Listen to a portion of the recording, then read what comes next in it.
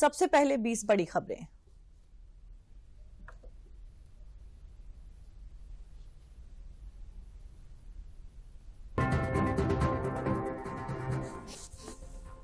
नए कानून में पहली बार की गई आतंकवाद की व्याख्या, राजद्रोह को देशद्रोह में बदला। नए कानून के तहत तय समय सीमा में होगा मामलों का निपटारा। गृहमंत्री ने कहा कि इन कानूनों का मकसद दंड देना नहीं बल्कि न्याय दिलाना है। लोकसभा से भारतीय न्याय द्वितीय संहिता 2023, भारतीय नागरिक सुरक्षा संहिता 2023 और भारतीय साक्ष्य विधेयक 2023 बिल भी लोकसभा से हुआ पारित।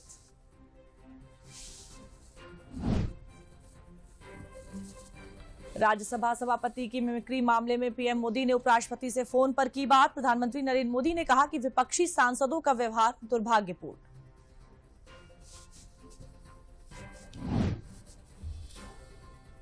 विपक्षी सांसदों द्वारा उपराष्ट्रपति के प्रति व्यवहार को सीएम योगी ने अशोभनीय, असंसदीय और अक्षम्य आचरण दिया करार। विपक्ष के व्यवहार की सीएम योगी ने की निंदा।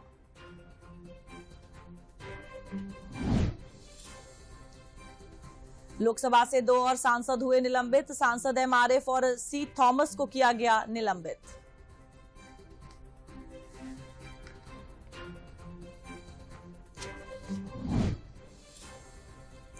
कोरोना पर केंद्रीय स्वास्थ्य मंत्री मनसुख मांडविया ने की समीक्षा बैठक। कहा, हमें सतर्क रहने की जरूरत है लेकिन घबराने की जरूरत नहीं। पिछले 24 घंटे में देश में कोविड के 341 नए मामले दर्ज किए गए।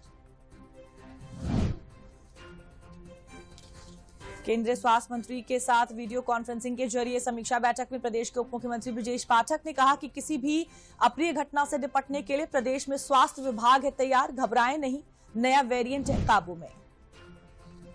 मुख्यमंत्री योगी आदित्यनाथ आज रहेंगे अयोध्या के दौरे पर। मंदिर निर्माण प्रगति और अयोध्या के विकास कार्यों का लेंगे जायजा।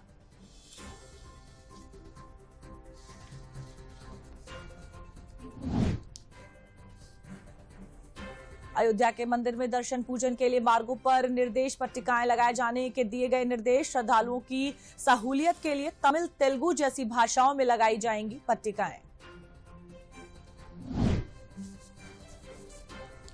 गोरखपुर में सीएम योगी विकसित भारत संकल्प यात्रा के कार्यक्रम में हुए शामिल। कहा, योजनाओं के लाभ से लोगों का वंचित होना लोकतंत्र पर था गंभीर प्रश्न। 2047 तक भारत को दुनिया की सबसे बड़ी ताकत बनने में सबको देना होगा सहयोग।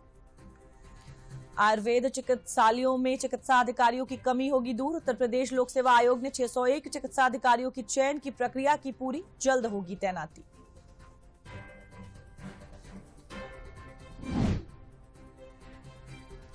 लोक निर्माण विभाग ने सड़क निर्माण से जुड़े अभियंताओं को रात में अपने क्षेत्र की सड़कों का निरीक्षण करने का दिया निर्देश। दुर्घटनाएं रोकने के लिए चिन्हित किए जाएंगे ब्लैक स्पॉट।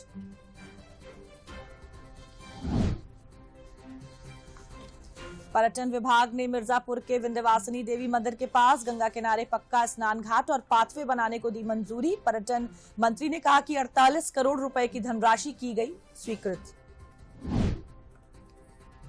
प्रदेश में पहली बार 1 अक्टूबर से शुरू की गई मक्का खरीद है जारी। अब तक 4354 मीट्रिक टन से ज्यादा की हुई मक्का खरीद।